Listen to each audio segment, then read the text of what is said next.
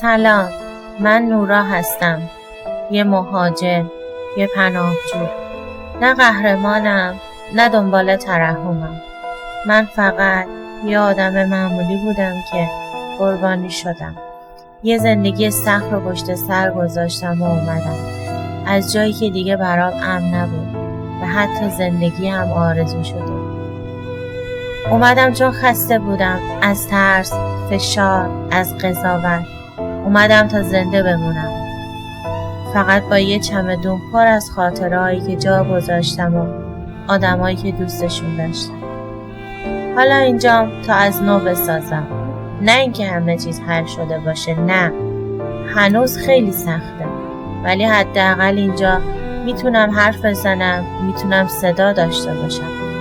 اینجا میخوام تو این کانال از واقعیت‌های مهاجرت بگم، از پناهندگی، از روزهایی که سخته، گاهی امیدتو گم میکنی ولی باز ادامه میدی، از آدمایی که فراموش شدن اما هنوز هستن.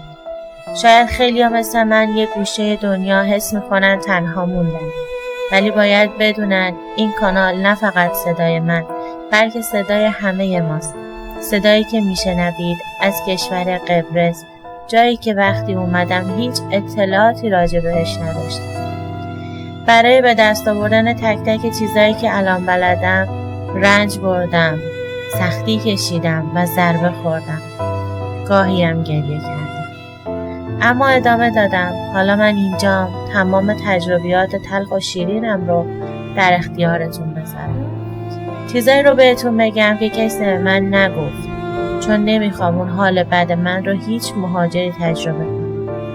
برای کسایی که توی شرایط من قرار گرفتن و مجبور به ترک خاک و ترک کشورشون هستن، میخوام همه چیزهایی که یاد گرفتم رو صادقانه و بی‌منت در اختیارت بذارم. پس سابسکرایب کن تا با هم همه واقعیت‌هایی که جلوی پای یک مهاجره تو کشور قبرس رو ببینیم.